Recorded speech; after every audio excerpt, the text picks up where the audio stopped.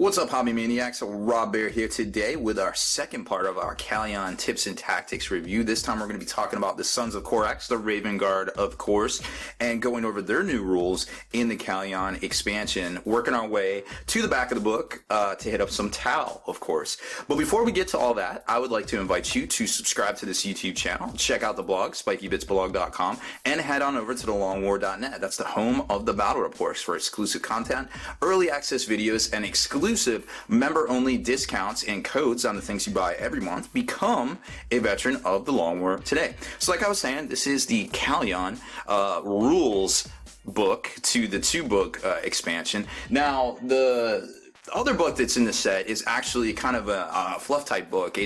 I stayed up one night reading it all the way through because I can't stop reading things once I put them down, and I'm a bit of a, I don't know, I want to say OCD when it comes to that. I can't get through a whole heresy novel in one sitting, but I can knock out a good portion of it until I either pass out from, being too tired, or I don't know, I just got to put it down because it's, everything's starting to look the same, all the words and things like that. So I love the story for in the Kauyon book. It's the third installment of the kind of the Damocles Gulf kind of crusade kind of thing. We saw the first I guess bits and pieces of it in the Tau Codex and supplements and things, and then we saw Warzone Damocles was a supplement that came out about, I want to say, like 2 years ago when the Knights came out, and the Knights were versus the Riptides, and that was the big feature of the book. And then this one is basically they've upped the ante. You know, they got Knights, they got Riptides, now they got Storm Surges, and well, guess who wins?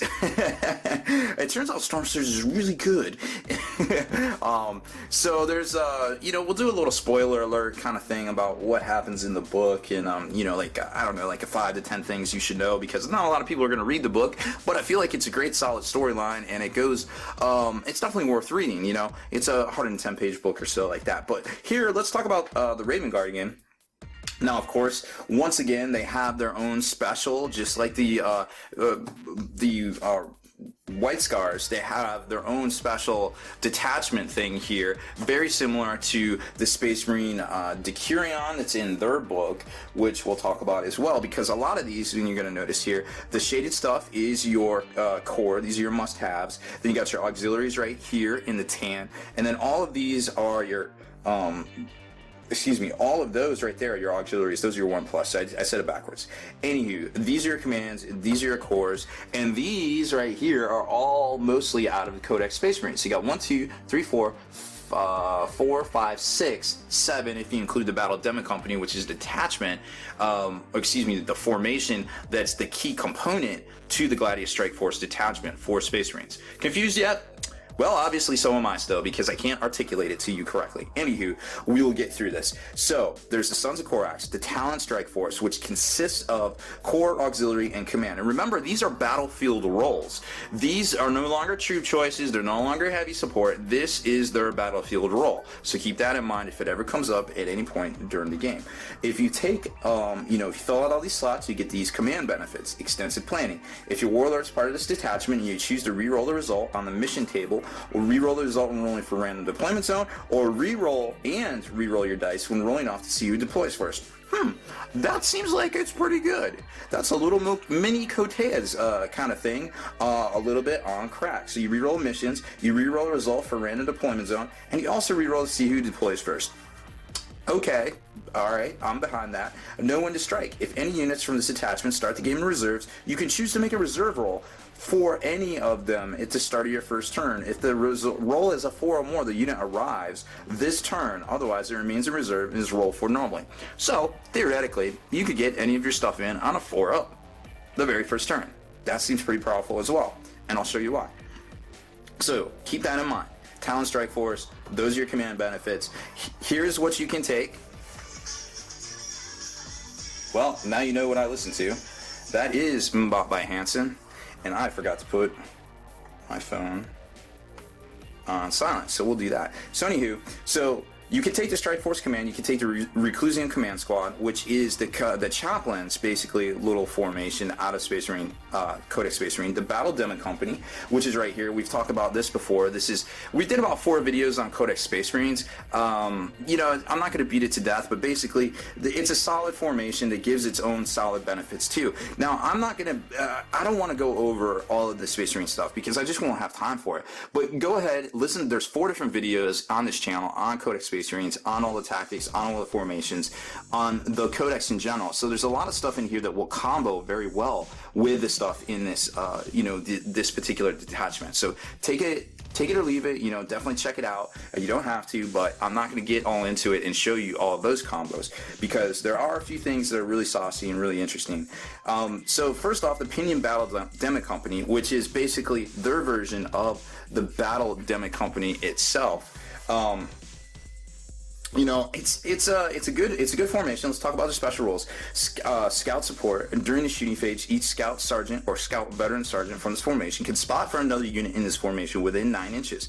Weapons carried by the unit being spotted for gain the ignore cover special rule until the end of the phase.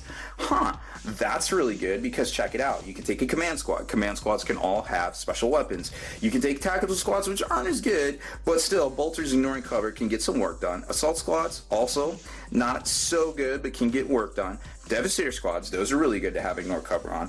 And then 1 to 5 units chosen in any combination, scout squads or scout bike squads. Not exactly the best, but they do have a grenade launcher that is blast that, you know, ignoring cover could be kind of cool. So keep that in mind. There is a little bit of combos right there. It has to be part of this formation to get that ignore cover special rule. So you could have a Devastator packed to the gills doing some work. Keep that in mind. Wayfarers. Each scout squad or scout bike squad in this formation that is kept in reserve can lead another unit from this formation to the battlefield.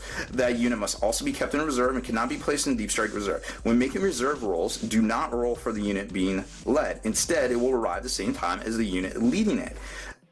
If the scout squad or scout bike squad outflanks, the unit it is leaving will now arrive from the same table edge, even if it cannot normally outflank. So now you can have an outflanking squad. You can do 1 dice roll. You can attach a Devastator to a scout, and then it comes down. It can outflank. It might even be able, if it's within 9 inches of that scout squad, to have ignore cover on their stuff. So you just roll up, you know, right next to the enemy on their flank, and have it ignores cover. Now, let me tell you what, that's a beehole pucker moment for a lot of people when, you know, their little Tau Scrawny Xenos line sitting back in the corner thinks they're all invincible, and then turn 2, you arrive in their face with a whole bunch of stuff, you arrive on their flank with a whole bunch of stuff, and boom, you know, you combo, you hit them at the hammer and anvil philosophy, you hit them on their flank, you hit them in the center. Because there's only so many directions that the Scrawny Xenos can point the little Scrawny Xenos guns, and it isn't everywhere all at once. Even if they have, you know, the Overwatch and the Combined Fire and the UDA, the Duda, and all that stuff,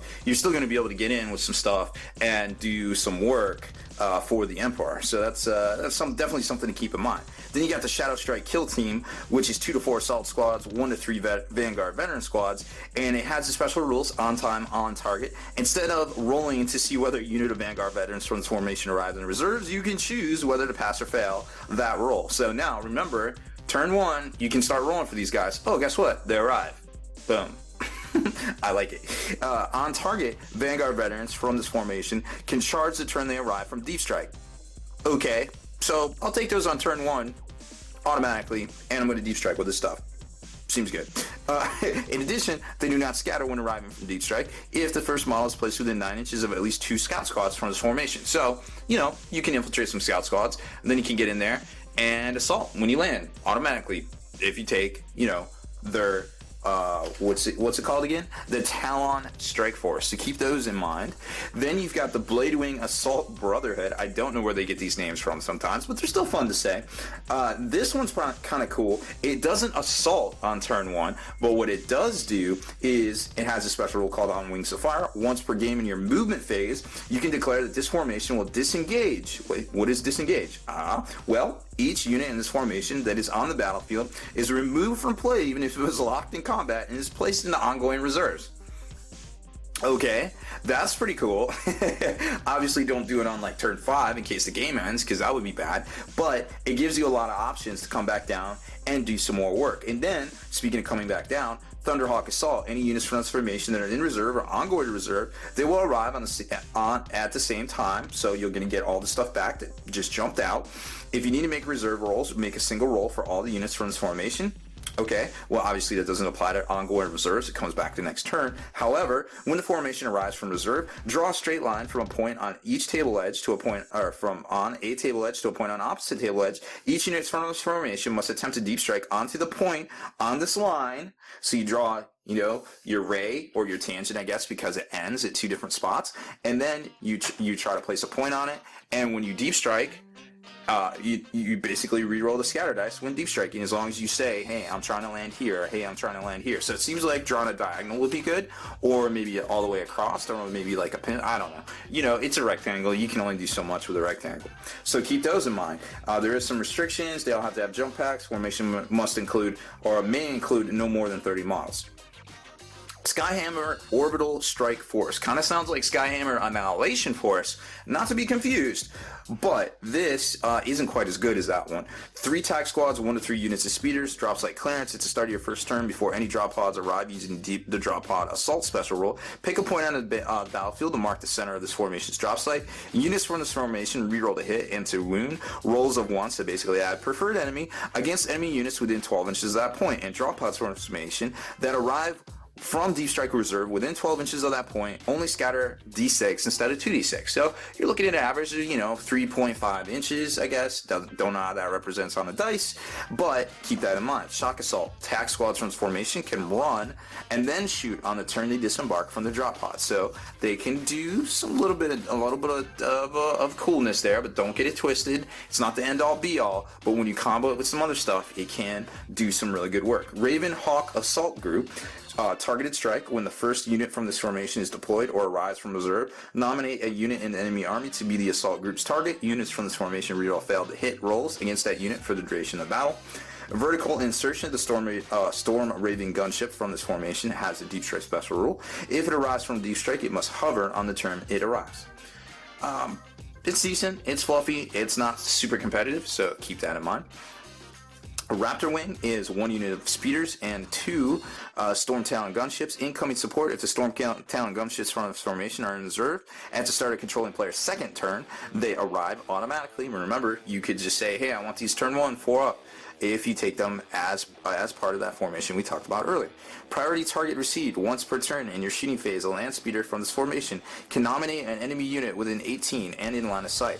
That unit is designated as a priority target until it is destroyed, or until a land speeder from this formation designates another priority target. Stormtalon gunships from this formation can reroll fail to wound and armor penetration rolls when firing at a priority target. They can also choose to reroll glancing hits and attempt to instead get a penetrating hit. So that's pretty cool, because a lot of those weapons on the Stormtalon are twin linked. And now when you're basically getting a reroll to wound, or get to reroll the pen rolls, it gets a little saucier, especially if you're coming in on a flank and you're doing something like that. I guess you can't really come in on a flank with them because you can't attach them, but anyways, it's a good thought. So maximize that side armor and do the Lord's work.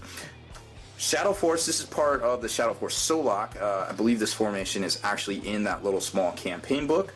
And then what that is, you can also take a couple different versions here for this captain. You can take a Pedro Cantor, High Marshal Halbert, a Vulcan, Shadow Captain Strike, or Kushiro Khan. So this formation right here can be taken by just about any Space Marine captain of notoriety, except for, I guess, Sikaris can too. Well, I guess they all can take it. Whatever. So it's got a cute senses, move through cover, and scout. Swift redeployment. Non-vehicle units in this formation can reroll the dice when determining their run moves. Kind of cool. And vehicle units can move an additional 6 inches when moving flat out. So it's built for speed, but it's more generic. It doesn't confer the full fleet. But it's something cool, it's definitely worth talking about. Raven Guard special rules. Now, just like the White Scars, they have, the normal chapter tactics, and then they have the Relics of the Ravenspire, which is a little cool. So you can take, if you take something out of Space Marine book, you can take you can take the relics out of the Space Marine book, but you can't take the relics from the Space Marine book and the Raven Guard special relics of the Ravenspire on the same guy. You can have dudes with each in the same squad, but you can't do the same on the same guy. So keep that in mind. And then of course you got a Warlord traits table for them as well. And we're going to talk about something right here. Exit strategy. When rolling for variable game length, you may add or subtract 1 from your result if your Warlord is on the battlefield. How many times have you said, if this game ended on a 5, I would have won?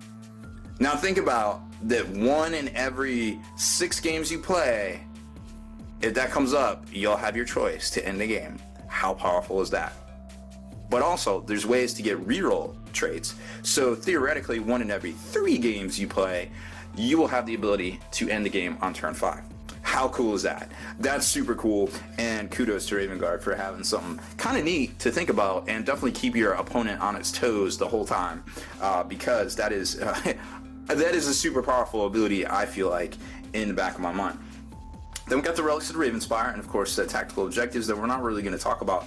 But this is pretty much the end of the Raven Guard review. Now something else I wanted to talk about real quick, and I know we're probably over our time already, but I don't care. These 8 pages or so of special rules that are in this. This is more rules than you get in, say, the Sentinels of Terra supplement for, the Imperial Fist, or say, the Clan Rakan book for the Iron Hands. These 2 sections right here with the White Scars and the Raven Guard are more rules than you get in those, $40-$30 supplements themselves. And you get 2 sets of those and the new Tau rules in here for $75 retail.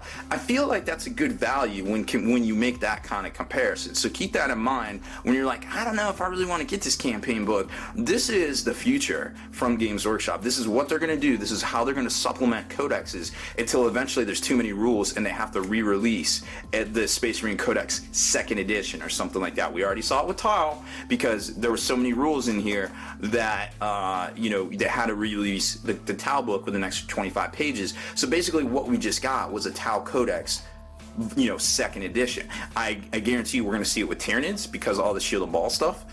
So moving forward, these are things to think about when, planning your hobby purchases. Okay, so back to Relics of the Ravenspire. The Armor of Shadows is a 35-point relic that confers a 2-up armor save, which is solid. A model equipped with the Armor of Shadows has the Stealth special rule or the Shrouded special rule if it did not move, run, or charge in its previous turn. Solid, something to think about. Ex Tenebris, it's a bolter of prodigious lengths and proportions. It's Strength 4, AP 5, Assault 3, Rending, Precision shots. There's not a lot in game that has precision shots, so make the most of this one. Nihilus, this is basically a sniper rifle that has Strength 6 when fired against a vehicle. It has Armor Bane, and that's the Shadow Shot is the Strength 6 part of it. It's Heavy 1 Sniper, but it doesn't have Armor Bane, so your average roll is 13 against armor. So think about that, and a lot of times you're going to be infiltrating, you're going to be hitting things on the flanks and in the rears. The Raven Skull of Korvad, add 1 to weapon skill and leadership of a model equipped with the Raven Skull. If the model is removed as a casualty, note its last position for the rest of the battle. Friendly Raven Guard models have the Hatred and Special rule while they're within 6 inches of this position. Raven's Fury, 15-point relic. It's a jump pack that basically gives you +2 strength on your Hammer of Wrath, and they have the Strike Down special rule that everybody forgets that Imperial Knights actually have Strike Down as well. Swift Strike and Murder. Paragon of Lightning Claws that are Strength of User, AP 3, Melee Fury Shred Specialist Weapon, so you can get your +1 attack because they are a specialist weapon. Flurry is after a model attacking with this weapon has rolled to hit, it makes a number of bonus attacks equal to the number of hits that have been scored. Further hit, so it doesn't compound. Further hits are disregarded. So then there's the tactical objectives, and then up next, Chapter 3, the Tau Empire, and that is going to be our next video, so make sure to check that out here shortly on the Spiky Bits channel. So thanks for watching our Raven Guard Kauyon campaign book tips and tactics.